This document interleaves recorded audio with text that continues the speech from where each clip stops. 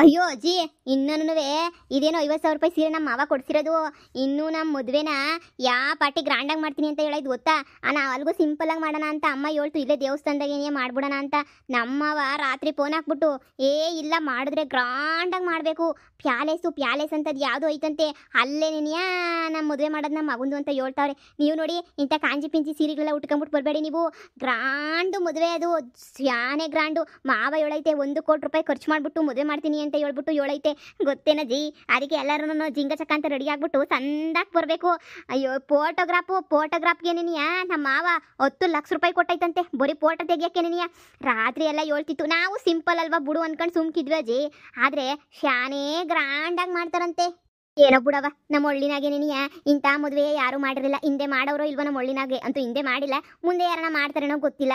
ಏನೋ ಅದೃಷ್ಟ ಮಾಡಿದ್ಯಾ ಕಣ್ತಾಯಿ ನೀನಂತೂನುವೆ, ಬೋ ಅದೃಷ್ಟವಂತೆ ನೀನಂತೂನುವೆ. ಎಂಥ ಸಂದಕ್ಕೆ ಮದುವೆ ಮಾಡ್ಕೊಂತಿದ್ಯಾ ನೋಡಿ ನೀನಂತೂನುವೆ. ಅಂಥ ಕೋಟ್ಯಾಧೀಶ್ವರು ಯಾರು ಸಿಕ್ಕೋರು ಹೇಳು?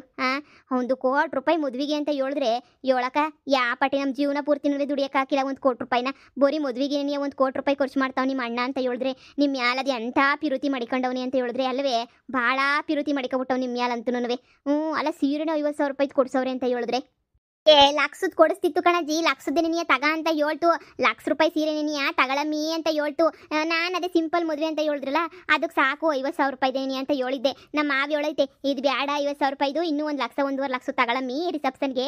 ನಮ್ಮವರೆಲ್ಲನೂ ಪಾರಿನಿಂದ ಎಲ್ಲ ಬರ್ತಾರಂತೆ, ಅಮೇರಿಕಾ ಫ್ರೆಂಡುಗಳೆಲ್ಲ ಬರ್ತಾರಂತೆ.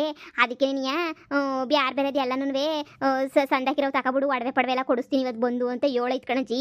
ಇವತ್ತು ಇಲ್ಲ ನಾಳೆ ಬಂದ್ಬಿಟ್ಟು ಒಡವೆ ಇನ್ನೂ 1.5 ಲಕ್ಷ ರೂಪಾಯಿ ಸೀರೆ ಎಲ್ಲ ಕೊಡಿಸ್ತದಂತೆ. ಅಪ್ಪ, ನನಗಂತೂ ನಂಬಕ್ಕೆ ಆಯ್ತಿಲ್ಲ.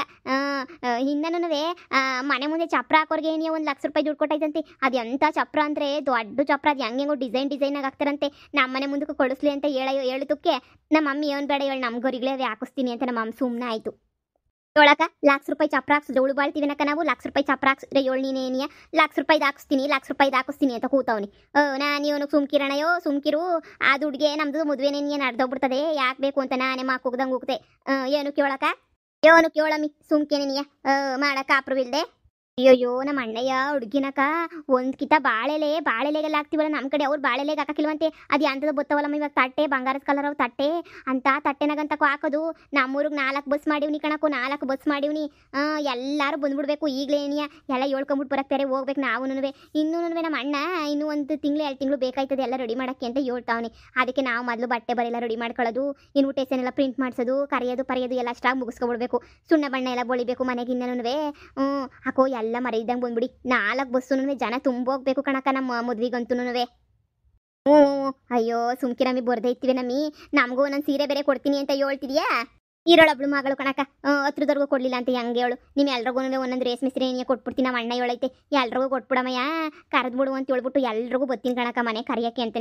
ಎಲ್ಲ ಬಂದ್ಬಿಡಿ. ಇದೇನೇ ನೋಡಮ್ಮ 50,000 ರೂಪಾಯಿ ಸೀರೆ ವರ್ಕ್ ಹಾಕ್ಸಕ್ಕೆ ಕೊಟ್ಟು ಬಂದವಳೆ. ವರ್ಕ್ ಹಾಕ್ಸಕ್ಕೆ 10,000 ರೂಪಾಯಿ ಹೇಳಿದ್ರಂತೆ ಕಣಮ್ಮ. ಇವಳು ಹೇಳಿರೋ ಡಿಸೈನ್ ವರ್ಕ್ ಹಾಕ್ಸಕ್ಕೆ 10,000 ಹೇಳ್ಬಿಟ್ರಂತೆ. ಶಿವನೇ ಸೋಮ್ಲಿಂಗ.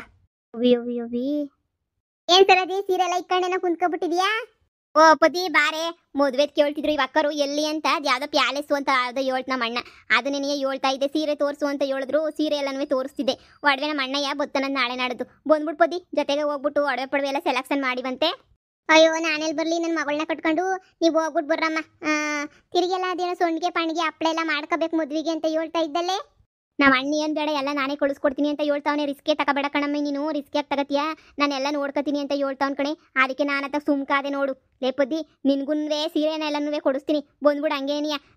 ಮೊದಲೇ ಗ್ರ್ಯಾಂಡ್ ಮದುವೆ ಬೇರೆ ನೀನು ಹಂಗು ಹಿಂಗು ಅಂತ ಹೇಳ್ಬಿಟ್ಟು ಇದು ಮಾಡಕ್ಕೆ ಹೋಗ್ಬೇಡ. ವರ್ಕ್ ಗಿರ್ಕ್ ಹಾಕ್ಸ್ಬಿಡ. ನಾನು ಅಂದೂ ಒಂದು 4 ಜಾಕೆಟ್ಗೆ ವರ್ಕ್ ಹಾಕ್ಸ್ಬೇಕೆ. ಬಾ ಹೋಗ್ಬಿಟ್ಟು ವರ್ಕ್ ಹಾಕ್ಸ್ಕೊಬಿಟ್ಟು ಬರೋಣ. ಹೋಗತ್ತಾಗಿ ಸಿಂಪಲ್ ಆಗಿ ಮಾಡ್ತೀವಿ ಅಂತಿದ್ರಲ್ಲೇ ಮದುವೆಯ, ಈಗ ನೋಡ್ರಿ ಈ ಪಾರ್ಟಿ ಗ್ರ್ಯಾಂಡು ಅಂತ ಹೇಳ್ತಿದ್ದೀರಾ? ರಾತ್ರಿ ನಮ್ಮ ಮಾವ ಫೋನ್ ಹಾಕಿತ್ತು ಕಣಕ್ಕ, ಗ್ರ್ಯಾಂಡಾಗೆ ಮಾಡನ್ಕಂಡು ಸರೋಜಿ ಬ್ಯಾಡ, ಜನ ಎಲ್ಲ ಆಡ್ಕತಾರೆ ಹಂಗೆ ಹಿಂಗೆ ಅಂತ ಹೇಳ್ತು. ಸರಿ ಅಂತ ಹೇಳು ಅಮ್ಮನೂ ಸರಿ ಆಯ್ತು ಅಣ್ಣ ಅಂತ ಹೇಳ್ತು. ಈಗಳಕ್ಕೆ 50,000 ರೂಪಾಯಿ ಸೀರೆಗೆ ಬ್ಯಾಡ ಅಂತ ಐತೆ. ನಮ್ಮ ಮಾವ 1.5 ಲಕ್ಷ ರೂಪಾಯಿದು ತಗೊಳಮ್ಮ, 1.5 ಇದು ಶಾನೆ ಕಮ್ಮಿ ಆಯಿತು ಏನಕ್ಕಿದು ಅಂತ ಹೇಳ್ತಿತ್ತು. ನಾನು ಸರಿ ಆಯಿತು ಕಣ್ಮವ ಅಂತಂದಿದ್ದಕ್ಕೆ ನಾನೇ ಬಂದು ಕೊಡ್ಸೋಯ್ತೀನಿ, ಇಲ್ಲ ನಿಮ್ಮ ಮಾವನ ಕಳಿಸ್ತೀನಿ ಬತ್ತಾನೆ, ನನ್ನ ಮಗುನ ಕರ್ಕೊಂಡೋಗ್ಬಿಟ್ಟು ಎಲ್ಲನೂ ಕೊಡಿಸ್ಕೊಳ್ಳಿ ಅಂತ ಹೇಳ್ಬಿಟ್ಟು ಹೇಳ್ತು. ಅದಕ್ಕೆ ಸರಿ ಆಯಿತು ಅಂತ ಹೇಳ್ಬಿಟ್ಟು ನಾನು ಸುಮ್ಮನೆ ಆದೆ. ಯಪ್ಪ ನೋಡ್ದೇನೆ ಪದ್ದಿ ಹೆಂಗೆ ಮಾಡ್ತಾಳು ಸರೋಜಿ ಮದುವೆ ಅಂತ ಹೇಳ್ಬಿಟ್ಟು ಊರಿಗೇನಿಯ 4 ಬಸ್ ಬೇರೆ ಮಾಡ್ಬಿಟ್ಟವಳಂತೆ. ಏನ್ ಸರಜಿ 4 ಬಸ್ಸೇ? ಏ ಸಾಕಾಯ್ತದ ಏಳು, ಸಾಕಾಯ್ತದ. ಅಯ್ಯಯ್ಯ 4 ಬಸ್ಸು ಸಾಕಾಗಿಲ್ಲ. ನಮ್ಮ ಹಳ್ಳಿಯ ಜನಗಳೆಲ್ಲ ನೀವು ಹೊತ್ಕೊಂಡು ಅದ್ರಾಗೆ ಬಂದ್ಬಿಡ್ತಾರಲ್ವೇನೆ, ಎಲ್ಲಿ ಸಾಕಾಯ್ತದ ಏಳೆ? ಹಳ್ಳಿನವರೆಲ್ಲ ಹೊತ್ಕೊಬಿಟ್ರೆ ಇನ್ನೇನು ಬಸ್ಸಾಗ 100 ಜನ ಇಡಿಸ್ತಾರ. ನಮ್ಮ ಅಣ್ಣಲ್ಲಿ 2-3 ಸಾವಿರ ರೂಪಾಯಿ 2-3 ಸಾವಿರ ಜನಕ್ಕೆ ಅಡುಗೆ ಮಾಡಿಸ್ತಾವನಿ. ನಾನು ಇಷ್ಟು ಜನನು ಕರ್ಕೊಂಡು ಹೋಗ್ಲಿಲ್ಲ ಅಂದ್ರೆ ಹೆಂಗೆ ಹೇಳು? ಎಲ್ಲ ರಾಜಂಸ ಕಳಿಸ್ತಿರೋದು ನಮ್ಮ ಅಣ್ಣಯ್ಯ ಮದುವೆಗೆ ಅಂತ ಹೇಳ್ಬಿಟ್ಟು. ನಮ್ದೇನು ಶಾನೆ ಖರ್ಚೇ ಇಲ್ಲ. ನಮ್ಮ ಅಣ್ಣಂಗೆ ನನ್ನ ಕಷ್ಟ ಎಲ್ಲ ಹೇಳ್ಕೊಬಿಟ್ಟೆ, ಹಿಂಗೆ ದುಡ್ಡೆಲ್ಲ ಹೋಯ್ತು ಕಣಣ್ಣ ಅಂತ ಹೇಳಿದಕ್ಕೆ ಅದಕ್ಕೆಲ್ಲ ಯಾಕೆ ಬೇಜಾರು ಮಾಡ್ಕೊತೀಯ, ಸುಮ್ಕಿರು, ನಾನೆಲ್ಲ ವ್ಯವಸ್ಥೆ ಮಾಡ್ತೀನಿ ಅಂತ ಹೇಳಿದ್ನಿ. ಅದಕ್ಕೆ ನಾನು ಅತ್ತಾಗ ಸುಮ್ಕ ಆಗೋಗ್ಬಿಟ್ಟೆ. ಬುಡೆ ಸರಜಿ ಬುಡೆ, ಅದೃಷ್ಟವಂತೆ ನೀನು ನಿನ್ನ ಮಗಳು. ಒಂದು ಸೆಟ್ ಒಡವೆ ಮಾಡಿಸ್ಕೊಬಿಡೆ ನೀನು, ಒಂದು ಸೆಟ್ ಒಡವೆ ಮಾಡಿಸ್ಕೊಬಿಡು. ರಚ್ಚು, ಆಮೇಕಿಂದ ಮದುವೆ ಆದಮೇಲೆ ಎಲ್ಲ ಮಾಡಿಸ್ಕೊಳ್ಳೋದಿದ್ದೇನೆ ನೀ. ಅದೇ ಮದುವೆಗೆ ಅಂತ ಹೇಳ್ಬಿಟ್ಟು ಮಾಡಿಸ್ಕೊಬಿಡು. ಹಂಗೆ ನಿಮ್ಮ ಅಮ್ಮೂರ್ತಾಗೇನು ಎಲ್ಲ ಇಸ್ಕೊಂಡು ಹೋಗ್ಬೇಡ ಪಾಪ. ಸರಜಿಗೂ ಒಂದು 2 ಎಳೆ ಬಿಟ್ಬಿಟ್ಟು ಉಳ್ದಿರ ತಗೊಂಡೋಗು. ಸರಿ ಹೇಳಕ್ಕ. ನಮ್ಮ ಮಾವ ಒಂದು ಅರ್ಧ ಕೆಜಿ 1 ಕೆಜಿ ನೀನೇ ಕೊಡಿಸ್ತೀನಿ ಅಂತ ಹೇಳೋನೆ. ನಾನು ಯಾಕೆ ಸುಮ್ಕೆ ನಮ್ಮ ಅಮ್ಮನ ಪಾಪ 1/4 ಕೆಜಿ ಬಂಗಾರ ತಗೊಂಡೋಗ್ಲಿ ಹೇಳು. ನಾನು ಏನು ತಗೊಂಡೋಗ್ಬಾರ್ದು ಅಂತಾನೆ ನೀವು ಅನ್ಕೊಂಡಿದ್ದೀನಿ. ಎಲ್ಲ ಮಾವನೇ ಕೊಡಿಸ್ತದಲ್ಲ ಬಿಡು ಅಂತ. ಸರೋಜಿ ಅಣ್ಣ, ಈಗ ತಾನೇ ನಿನ್ ಬಗ್ಗೆ ಏನಿಯ ಮಾತಾಡ್ತಿದ್ದೆ, ಇಷ್ಟು ಬಿರ್ನೆ ಏನಿಯ ಬಂದೆ ಬಿಟ್ಟ. ಬಾಬಾ ಕುಂತ್ಕೊಬಾಣ, ಕಾಪಿಗೆ ಪೀಕ್ತೀನಿ. ಅಯ್ಯೋ ನಾನು ನಮ್ಮ ಹೆಂಗಸ್ರುಗಳಿಗೆಲ್ಲನೂ ಅದನ್ನೇ ಹೇಳ್ತಿದ್ದೆ.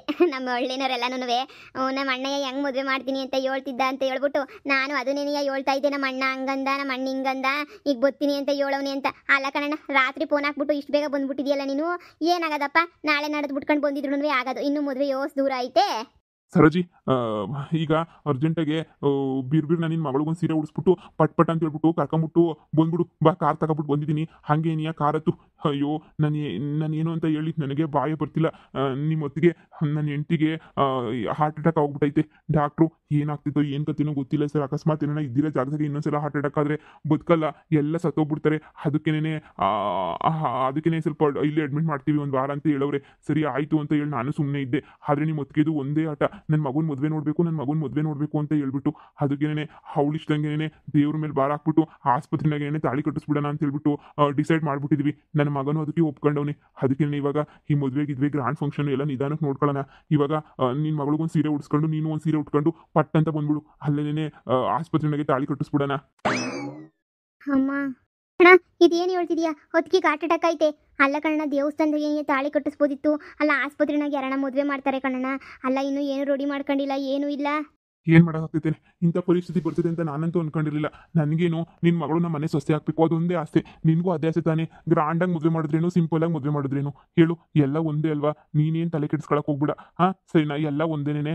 ಸರಿ, ನಿನ್ನ ಮಗಳನ್ನ ಕರ್ಕೊಂಡು ಒಂದು ಸೀರೆಗೆ ಉಡ್ಸ್ಕೊಂಡು ಬೇಗ ಬಾ.